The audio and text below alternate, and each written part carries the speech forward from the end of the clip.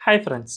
నాసిక్‌లో ఇప్పుడు ఒక లవ్ జిహాద్ కేసు చాలా సంచలనం సృష్టిస్తుంది. జనరల్‌గా మనందరికీ ఇప్పుడు లవ్ జిహాద్ కేసులు అన్నీ కామన్ అయిపోతున్న పరిస్థితి నెలకొంది. అన్ని రాష్ట్రాల్లో ఉత్తర భారతదేశ రాష్ట్రాల నుంచి దక్షిణాదిన ఉన్న కేరళ వరకు ఈ లవ్ జిహాద్ కేసులు అనేవి వెలుగు చూస్తూనే ఉన్నాయి. కానీ తాజాగా నాసిక్‌లో టీసీఎస్ కంపెనీకి సంబంధించిన ఒక బీపీఓ ఐటీ కంపెనీ ఉంది. ఈ ఐటీ కంపెనీలో 8 మంది ముస్లిం టీఎల్స్ కలిసి లవ్ జిహాద్ కేసును నడిపించారు. ఈ కేసులో సంచలన నిజాలు బయటికి వచ్చాయి. ఎవరైతే హిందూ ఉమెన్స్ ఉంటారో వాళ్ళనే వీళ్ళు టార్గెట్‌గా చేసుకొని లవ్ జిహాద్‌ను నడిపించారు. జనరల్‌గా మనకు ఆఫీస్ వర్క్ స్పేస్ అనేది ఉన్నప్పుడు అక్కడ అమ్మాయిలకు వచ్చే ఇబ్బందులు సాధారణంగా తెలిసిందే కదా! ఆ ఇబ్బందులను వీళ్ళు బేస్‌గా చేసుకొని వాళ్ళను వేధించడం స్టార్ట్ చేశారు. వాళ్ళను ఇస్లాంలోకి కన్వర్ట్ చేయడం నుంచి వాళ్ళ చేత బీఫ్ తినిపించడం, నమాజ్ చదివించడం ఇటువంటివి అన్నీ చేస్తూ వచ్చారు. దీనిపై ఒక ఫ్యామిలీ ఇచ్చిన కంప్లెయింట్ ద్వారా మహారాష్ట్ర గవర్నమెంట్ ఒకేసారి యాక్షన్ తీసుకోకుండా వీళ్ళందరిపై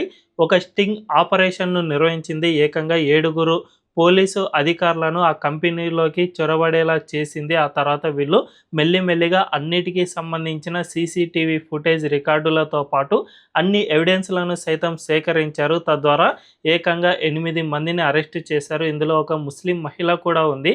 దీన్ని బట్టి చూసుకుంటే ఈ నాసిక్‌లోని టీసీఎస్ కంపెనీలో లవ్ జిహాద్ తతంగం ఏ విధంగా కొనసాగిందో స్పష్టంగా అర్థమవుతుంది.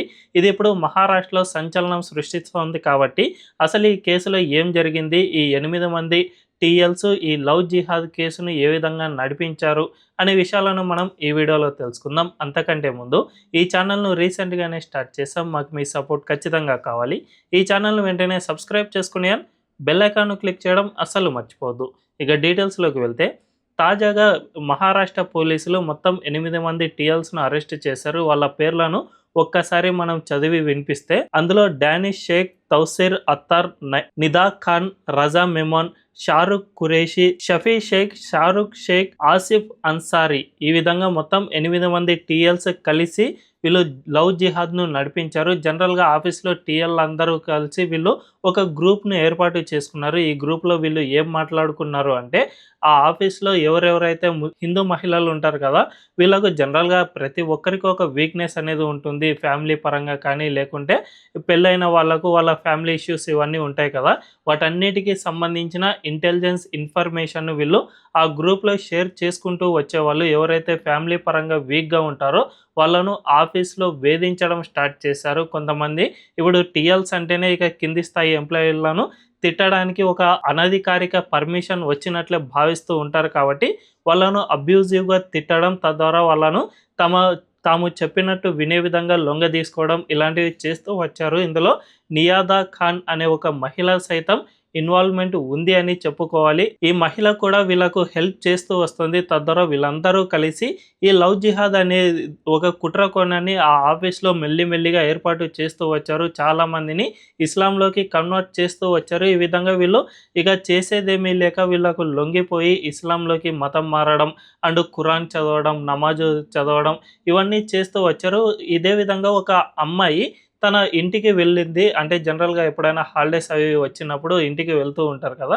రీసెంట్‌గా రంజాన్ మాసంలో ఆమె ఇంటికి వెళ్ళాల్సి వచ్చింది. ఇంటికి వెళ్ళినప్పుడు ఆమె నమాజ్ చదవడం, ఖురాన్ పఠించడం ఇవన్నీ చేస్తూ వచ్చింది. దీంతో వాళ్ళ ఫ్యామిలీకి డౌట్ వచ్చింది.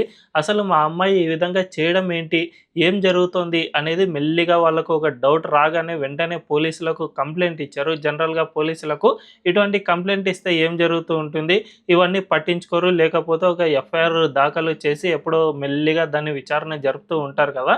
కానీ మహారాష్ట్ర పోలీసులు మాత్రం ఈ విషయాన్ని చాలా అంటే చాలా సీరియస్‌గా తీసుకున్నారు. వెంటనే మహారాష్ట్ర గవర్నమెంట్‌కి ఈ సమాచారాన్ని అందించడంతో గవర్నమెంట్ ఒక కీలక నిర్ణయం తీసుకుంది. ఆ ఆఫీస్‌లో నిజంగా ఏం జరుగుతుంది అనే విషయాన్ని తెలుసుకోవడానికి 7 అధికారుల బృందాన్ని ఆ ఆఫీస్‌లో మెల్లిగా అంటే స్టింగ్ ఆపరేషన్ చేయమని వాళ్ళను ఆదేశించింది. దీంతో వాళ్ళు ఆ ఆఫీస్‌లోకి వెళ్ళి ఎవరికీ తెలియకుండా మెల్లిమెల్లిగా ఎవిడెన్స్‌లను కలెక్ట్ చేస్తూ వచ్చారు. ఈ ఎవిడెన్స్‌ల్లో ఎవరెవరు ఏమేం చేస్తూ ఉన్నారు అండ్ సీసీటీవీ ఫుటేజ్‌లు కింది స్థాయి ఎంప్లాయీలను వీళ్ళు ఏ విధంగా వేధిస్తూ ఉన్నారు అనే దానికి సంబంధించి పూర్తి సమాచారాన్ని ఈ అధికారుల బృందం అనేది సేకరించి అంగీకరించింది. తద్వారా దీన్ని మహారాష్ట్ర గవర్నమెంట్‌కు సబ్మిట్ చేసింది. వెంటనే ఫడ్నవీస్ గవర్నమెంట్ వీళ్ళపై పూర్తిగా యాక్షన్ తీసుకోండి, వాళ్ళందరినీ అరెస్ట్ చేసేయండి అని ఆదేశాలు ఇవ్వడంతో మొత్తం 8 మందిని అరెస్ట్ చేశారు. దీన్ని బట్టి చూసుకుంటే ఈ దేశంలో లవ్ జిహాద్ అనేది ఎంత భయంకరంగా కొనసాగుతోందో అర్థం చేసుకోవచ్చు.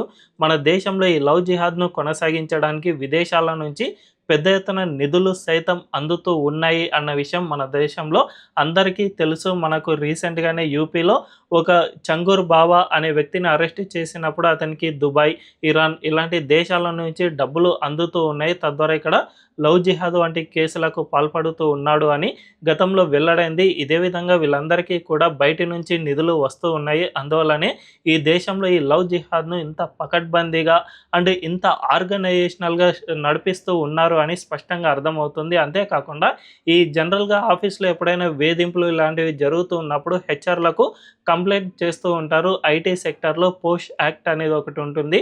ఈ యాక్ట్ కింద కంప్లైంట్ చేస్తే ఖచ్చితంగా అటువంటి ఎంప్లాయీలపై చర్యలు తీసుకోవాల్సిందే. అయితే ఈ నాసిక్‌లోని హెచ్ఆర్ డిపార్ట్మెంట్ మాత్రం దీనిపై అస్సలు అంతగా స్పందించలేదు అని కూడా అర్థమవుతుంది. వీళ్ళంతా దీన్ని లైట్ తీసుకున్నట్టు అండ్ ఇవన్నీ మీరు అంత పట్టించుకోకూడదు, ఇవి చాలా సాఫ్ట్‌వేర్ కంపెనీలో జరిగేదే కదా, వీటన్నిటిని చూసి చూడనట్లు వదిలేయాలి అనే విధంగా అక్కడి హెచ్ఆర్ డిపార్ట్మెంట్ సైతం ఈ ఎంప్లాయీలకు మెల్లిమెల్లిగా సూచిస్తూ వస్తుంది. అందువల్లనే ఈ టీమ్ లీడర్స్ సైతం రెచ్చిపోవడం స్టార్ట్ చేశారు అని సైతం పోలీసులు గుర్తించారు. తద్వారా వీళ్ళందరినీ ఇప్పుడు అరెస్ట్ చేశారు కాబట్టి వీళ్ళపై పూర్తి స్థాయిలో విచారణ జరుగుతుంది. అంతేకాకుండా మహారాష్ట్రలోని ఐటీ కంపెనీలు ఏవైతే ఉన్నాయో వాటన్నిటికీ సంబంధించి ఒక సిట్ బృందాన్ని సైతం ఏర్పాటు చేసింది ఫడ్నవీస్ గవర్నమెంట్. ఈ బృందం ఇకపై నుంచి ఆ రాష్ట్రంలో ఎవరైతే ఎంప్లాయీస్ ఈ విధంగా వేధింపులను ఎదుర్కొంటూ ఉన్నారో వాళ్ళందరికీ విచారణ జరిపిస్తుంది. తద్వారా ఎవరైతే ఎక్కడ ఏ కంపెనీలో వేధింపులు ఎదుర్కొంటున్నా అండ్ ఇటువంటి లవ్ జిహాద్ కేసులు ఎక్కడైనా బయటపడినా కూడా